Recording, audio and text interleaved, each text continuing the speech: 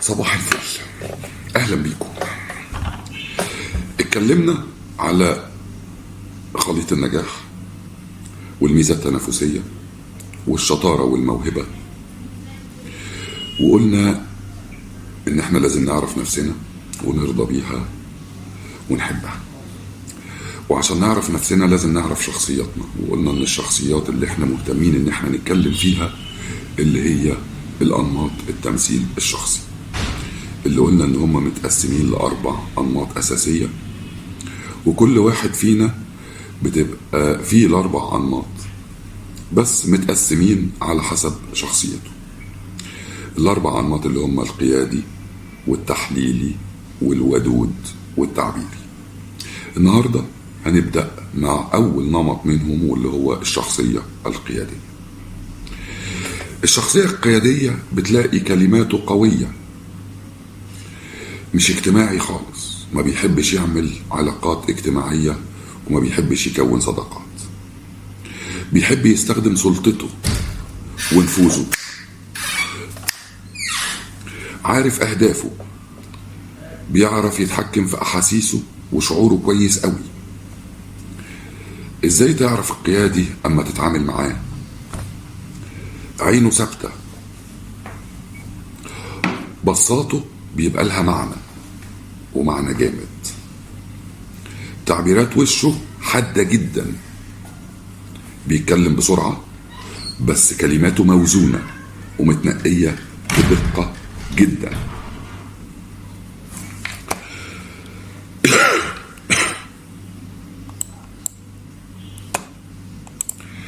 ايه كمان؟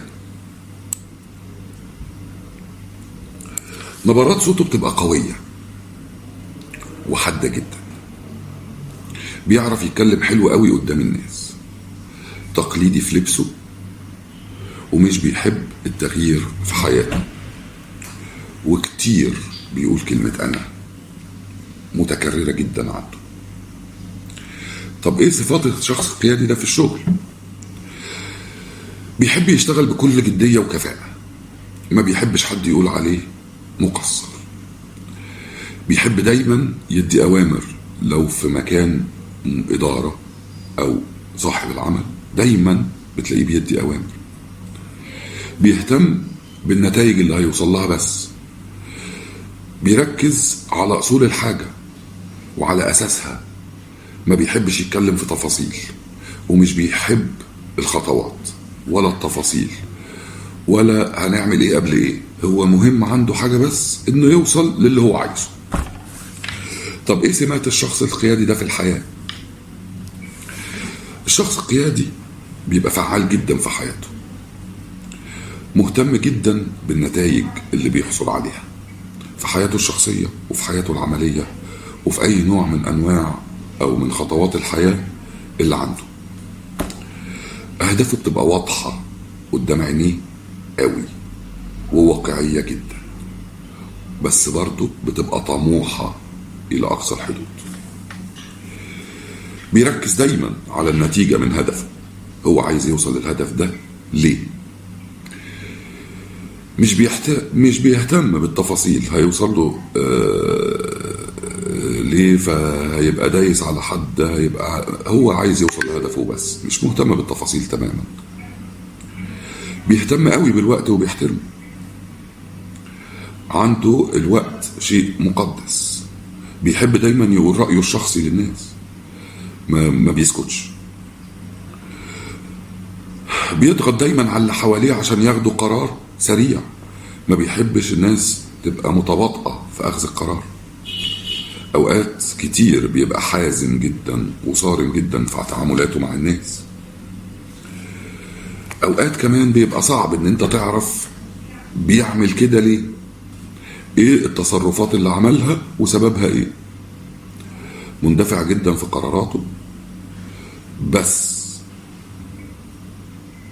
ما بيغلطش في قرار وما بيندمش على قرار أخذ، بس برضه ما بيعرفش يمهد للقرار، بياخده مرة واحدة باندفاع لأن مخه شغال على طول، بيتعامل بسرعة وخصوصا في المشاكل، حركاته سريعة بس مرنة، وموزونة وقوية. أوقات كتير صوته بيبقى عالي وواضح ومخارج كلماته واضحة جدا، بس ما بيزعلش كتير. نبرات صوته حادة ومعبرة عن اللي بيحس بيه. لغة الجسد أو البادي لانجوج بتاعه معبر جدا وليه معنى، ما بيعملش حاجة مش قصدها. بيركز جدا على انه يعمل اتصال بالعين بينه وبين اللي بيتعامل معاه. كلامه بيبقى دايما مصحوب بحركات الايدين، وبيعرف يتكلم حلو قوي بالاشارات وبحركات الايدين.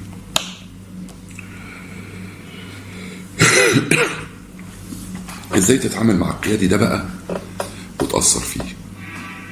لازم تبقى محدد، عارف انت عايز ايه، خليه هو اللي ياخد القرار.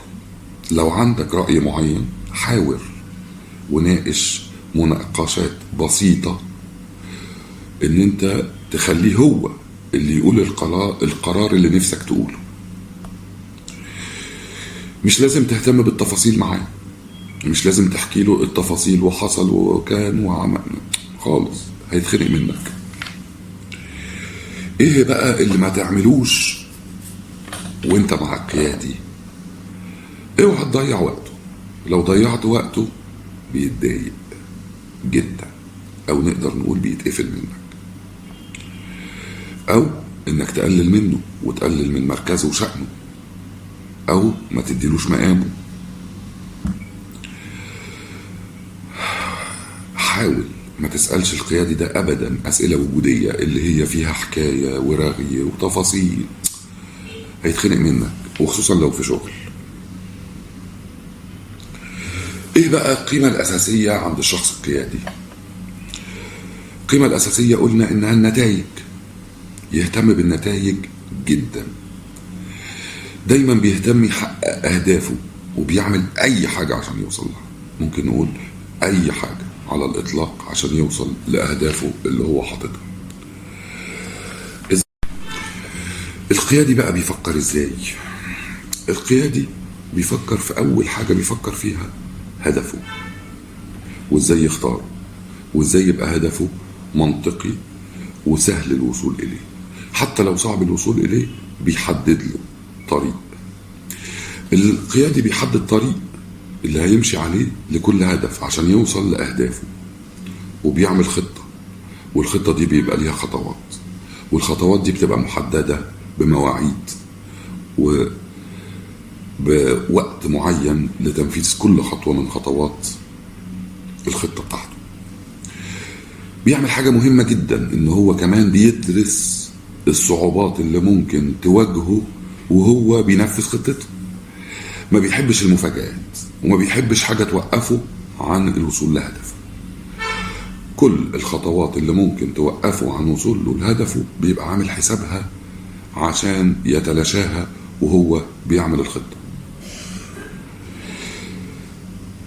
دايما بيراقب وبيتابع الحاجة اللي بيعملها والخطوات اللي هو بيعملها عشان يوصل للهدف اللي هو عايزه. ودايما بيعمل حاجة اسمها تقييم وتقويم للخطة اللي هو بيشتغل على أساسها. طيب القيادي بقى أما بيتكلم مع نفسه، هو شايف نفسه ازاي وشايف اللي حواليه ازاي. أما بيتكلم مع نفسه بيقول مفيش حاجة ممكن توقفني ان انا اعمل اللي عايزه، ومفيش حاجة ممكن تجبرني ان اعمل حاجة انا مش عايزها. على طول بيقول لو كنت مكانهم كنت عملت وسويت وتصرفت. على طول مخنوق ويقول لنفسه عايز انجز بقى، اتأخرنا. على طول بيلوم الناس ازاي بيتبسطوا انهم بيعرفوا يضيعوا وقتهم، وازاي بيقدروا على البطء ده. بيسأل نفسه دايما ازاي الناس مستحملة نفسها بالكسل اللي هم فيه ده. دايما بيبقى عايز يعرف كل الحاجة اللي بتحصل حواليه بتحصل ليه وازاي وسببها ايه.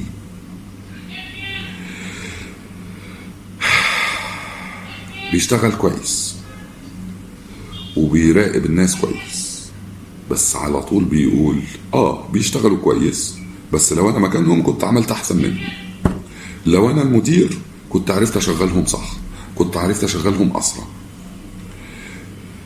دايما مستني التقدير والتبجيل والثناء من الناس اللي حواليه، دايما شايف ان هو احسن ومحتاج ان الناس تقول له انت كويس وكويس جدا، شايف انه يستحق ده. ودايما اشوفكم في الشخصية اللي بعد كده.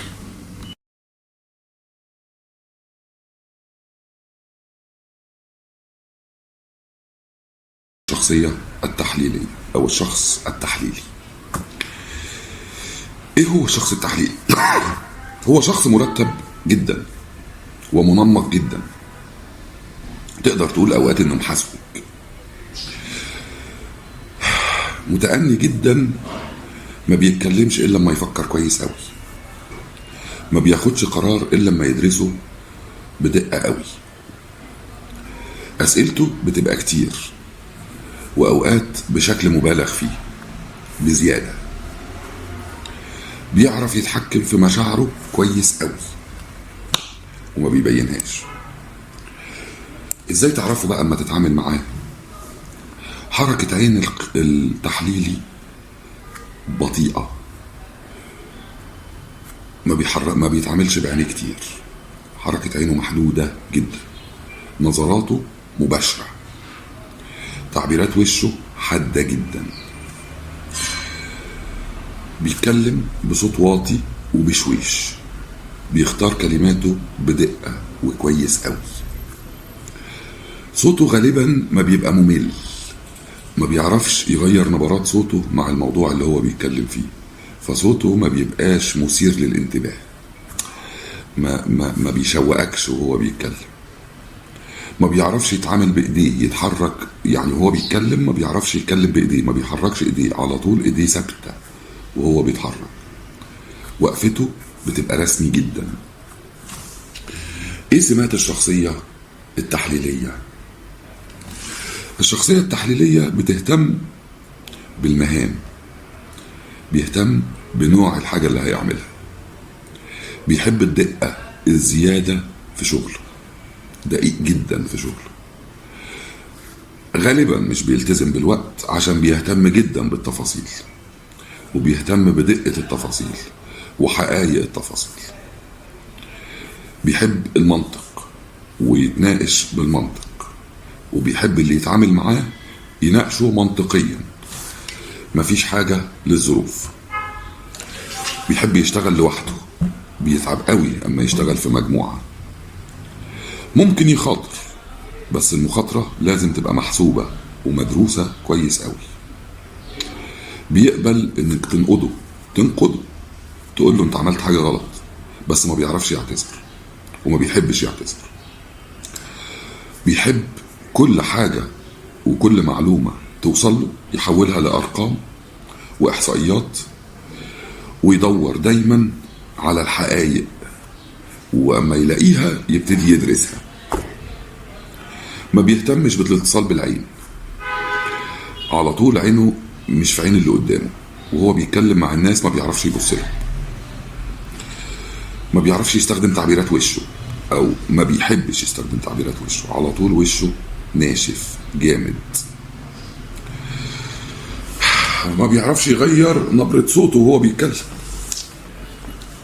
ما بيقدرش يعلي ويوطي نبرة صوته ويحسسك باللي هو بيقوله، نبرة صوته روتينية نمطية مملة للأسف، بيمشي بشويش وبيتحرك بشويش وحركاته متأنية جدا،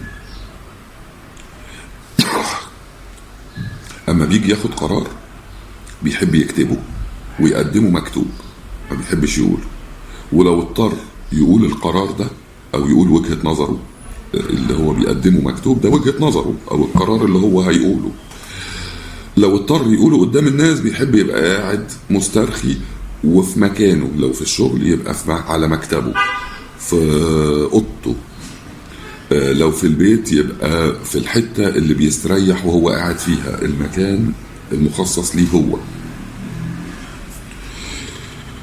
ما بيحبش يبين مشاعره أو وجعه أو حتى انبساطه للناس. لبسه تقليدي جدا، على طول لابس رسمي، حتى لو لابس سبور بس بيبقى يعني ما يعرفش يلبس القميص التيشيرت ابو راديكو، لازم يلبس التيشيرت بكولا. ليه ستاندرز في لبسه مختلفة. شكله ايه بقى في الشغل؟ اما تشتغل معاه بتشوف ايه. هو بيركز جدا في شغله، متأني جدا في شغله، بطيء جدا في شغله، اسئلته كتير قوي، ما بيحبش ياخد قرار بسرعة. ممكن تقول قراراته بطيئة ومتباطئة، تحس ان هو مش عايز ياخد القرار، عايز يدرس الحاجة مرة واثنين وثلاثة. في شغله لازم ياخد المعلومات ويحللها قبل ما ياخد اي قرار. بيحب يدرس كل موضوع بعناية وكل نقطة في الموضوع بعناية جدا، وبيركز على أدق التفاصيل. بيهتم بالإحصائيات والمعلومات المؤكدة، والناس عملت ايه، واما اتعمل ده وصل الناس لايه. طيب اما تيجي تتعامل مع واحد بهذه الشخصية التحليلية او تتعامل مع الشخص التحليلي ده، هتعمل ايه عشان تقدر تأثر فيه وانت بتتعامل معاه؟ لازم تبقى دقيق جدا ومنظم جدا معاه.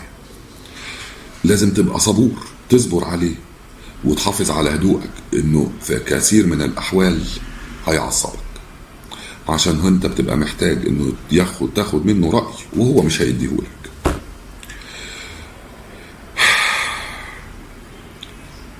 اما تيجي تتكلم معاه وتقول له حاجة لازم تثبتها له بأدلة وببراهين وبإحصائيات، وتهتم بالتفاصيل والأدلة على التفاصيل اللي بتقولها له. ما تحاولش أبدا تستعجله انه ياخد قرار او يقول لك رأي، عشان ده بيوتره جدا وممكن يقفله منك اساسا ويخليه مش مستريح في الشغل معك. طب ايه القيمة الاساسية في عيشته، او القيمة الاساسية عند الشخص التحليلي؟ القيمة الاساسية هي جودة واتقان العمل، ايا كان نوع العمل، حتى لو في حياته.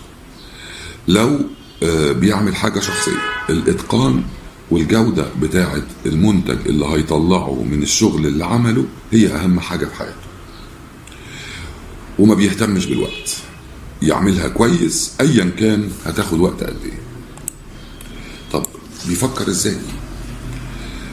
قلنا أول اهتماماته هي جودة الشغل، فأول حاجة بيفكر فيها هي جودة العمل اللي هيعمله.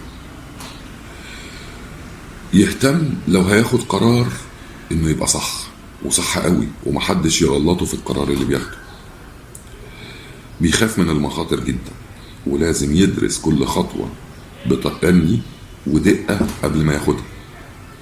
ما يعرفش يعيش من غير خطة، ما يعرفش يعيش من غير ما يبقى حاسب هو الخطوات اللي هيعملها ايه. بيهتم بالحقائق جدا والخطوات جدا، بيلتزم جدا بالأرقام، بيصدق من الأرقام والإحصائيات بس. ملتزم في حياته الشخصية والعملية، ملتزم بالنظام، ملتزم بالتعليمات، ملتزم بالسياسات، ملتزم بالأعراف، ملتزم بالتقاليد بتاعة المجتمع اللي هو عايش فيه.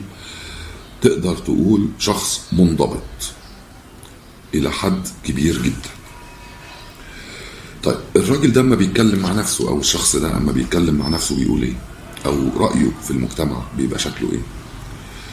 على طول بيقول ليه الناس مهرجلة كده؟ ليه مش مهتمين بالدقة؟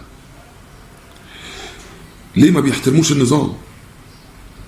ازاي بيعملوا كده؟ ده خطر، لازم يدرسوه. ازاي بيتكلموا من غير ما يفكروا؟ لازم يفكروا، ويفكروا صح قبل ما يقولوا القرار او قبل ما يقولوا الكلام اللي بيقولوه ده. اما يجي حد يقول له حاجة بيفكر فيها بطريقة لطيفة جدا. اول حاجة بيفكر فيها الخطر، يقول لك ده خطر، لازم ادرسه الاول قبل ما اخد قرار. اما بيجي يتعامل مع حاجة جديدة بيقول لك انا عايز الاقي اللي عنده خبرة موثقة، مش خبرة ان الناس بتقول عليه انه عنده خبرة، لا، يبقى حد بجد عنده خبرة بيحب يتعامل مع اهل العلم عشان ياخد المعلومة الصحيحة والدقيقة المطبقة وما فيهاش غلطة. بيقول لنفسه دايما هعمل اللي شايفه صح، مش هيعرفوا يأثروا عليا. اما بيجي يتعامل مع حد بيقول لا، انا مش هقدر اثق فيه الا لما اجربه واتعامل معاه ويثبت انه اهل للثقة. على طول حاسس ان الوقت قليل ويقول لنفسه ده انا ما عنديش وقت حتى استريح. بيحب جدا يفضل لوحده، فعلى طول بيقول لنفسه لازم افضل لوحدي واشتغل لوحدي عشان ما حدش يعرف يزعجني او يقدر يزعجني. الشخصية التحليلية شخصية هادية بس صعبة في التعامل معاها، وبتحب انه تعرف ازاي تخليه يثق فيك، ولو وثق فيك خلاص بقيت من اهل العلم بالنسبة له. انتظرونا مع الشخصية اللي جاية، الشخصية الودودة او الشخص الودود.